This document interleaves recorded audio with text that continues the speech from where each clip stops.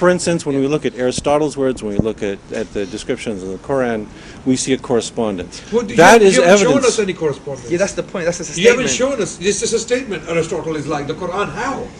How? Aristotle also describes the emergence of bones and muscle Right. in sequence. Right. Okay. And it's like the Quran. And it's like the Koran, which is Does Aristotle say the bones come first and then the flesh and the muscles? Does he say that? Are you sure? Anybody that works. I'll let you think about this. well. Anyone that If works you with are livestock you would be is that able what to the do I'm not saying Wait. it. Can you tell? is Are that you what sure? is that what the Quran specifically says? Absolutely. This is exactly Then- what the Quran says. then Chapter we're done 23. because you just demonstrated the Quran is wrong. Yeah, but How? Hamza Myers. Because How that's, is it not, wrong? that's not what happens in the Well, book. this is what the embryologists are telling us. The This is embryo- exactly no, what the they're not. embryologists are telling No, us. they're not.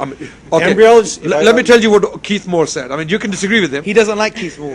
I don't know why you don't. What he said on the page number 364A of his book, The Human Embryo, that in the 7th week the bones are formed, and immediately after that the flesh is formed, and the flesh, the bones is are clothed with nonsense. flesh. Well, Keith Moore is wrong. He's an He's wrong. embryologist. This is his field. It's my field too. I know he's wrong. You're an embryologist. That yes. Oh, great! Wow, wow, that's news to me. Okay. So that's wrong, because what happens first is you have differentiation of mesoderm. Right. That within the mesoderm you have segregation into things like embryonic mesenchyme, and then you have these cartilaginous centers that will form bone. Right. And these are forming simultaneously with each other. Right. Simultaneously. Yes. Even if that's the case, the Quran is right, because thumma is very, even if that's the case, linguistically the Quran is right.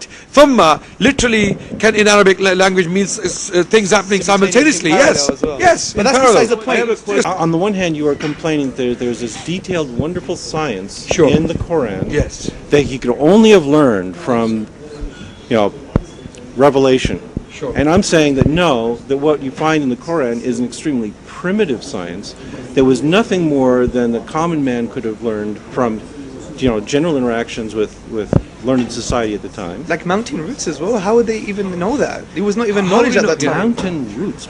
Whoop-de-doo again. It's all it's saying is that you've got this mountain that's going up here, and there's a lot of depth beneath it. And then they would understand the function of that as well. Yes. The function. It is. Yes, the function in the Quran It is is, absolutely. to anchor the crust and things like, and that's not the case. That's again wrong It's geology. not to anchor the crust at all. What is it for? It's actually to, from my knowledge, it's actually to, like Archimedes' fulcrum point. Like that's what isostasis come from. It's like another term to discuss the Archimedes fulcrum point, and that's what it's there for.